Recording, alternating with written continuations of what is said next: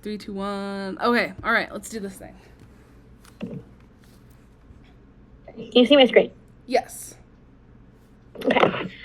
Hello, Yasmin. This is our annual performance improvement action plan meeting. This is just to discuss maybe your strengths and your deficits that we've seen over the past year. If you have any questions at any point in time, feel free to stop me or wait until I'm done speaking or wait until after. Just whenever a question pops up, feel free to ask. Um, so the first area of improvement that we saw on your performance plan, it's more of an administrative skill. It's about, it's actually up here. It's about completing your session notes accurately and on time. You do a really great job filling in your session notes and like putting in the accurate information, putting in your data, writing really good like session summaries. The only issue that we're seeing is that you kind of need constant reminders to complete them within the 24-hour window. So then our action plan for that is that the first thing we're going to do is you're going to set a reminder, whether that be on your tablet, your phone, whatever device you have near you or that you use, in order to prime yourself about completing the session note before that you leave. And then we're going to allow you to block out 15 minutes at the end of each session with your kid in order to complete your session note. That way you don't have to go home and do it. It's not like an extra thing you have to do on top of all of the stuff you may have. You can do it at work and get it done right then and there. And the third one is obviously, you just did something for yourself. You should give yourself some reinforcement. Do you have any questions about that one? For the blocking out the 15 minutes, that means that somebody's gonna come cover my kiddo for that last 15 minutes, or? Yes. So usually with our sessions being split into two, at the beginning half, someone will come cover your client so that you can do it, and at the end of the day, you can spend an extra 15 minutes after that, and we can keep you on the clock. So that way, you're still getting paid for completing your session note. Okay, perfect. Thank you. You're welcome. Our second improvement is correctly implementing the error correction procedure.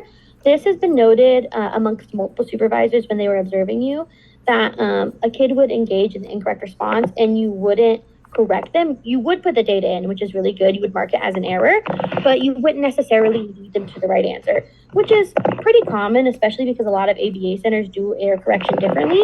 And it's a very hard concept sometimes for people to grasp. So the measurable goal that we're going to use is obviously when a client engages in the error response, you will implement the error correction procedure. And the action plan for this is the first step we're going to do is provide you a visual. It's going to be a flow chart and it's going to give you all of the ways, whether like the client responds independently, then you don't have to do it. If the client engages in error, then you do the response and it gives you all of the details. Okay.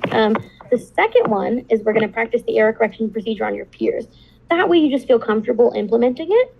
The third one is we're going to implement the error correction procedure with the client, with your supervisor there. That way they can provide feedback on what you're doing and maybe things like little things you need to tweak.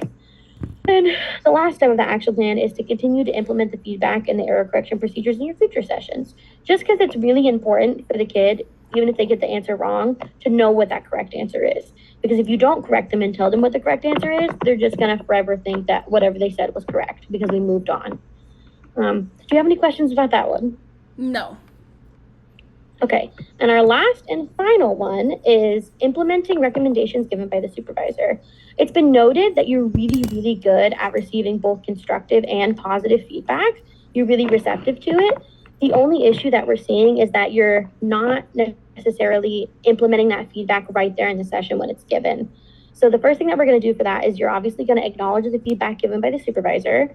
You can ask any questions like clarifying what they may mean, because sometimes when a supervisor gives feedback, it can be a little topsy-turvy. It can be a little questionable just because like they may be asking for something that you don't necessarily understand. And you can feel free to ask any questions during that time just so that you're both on the same page.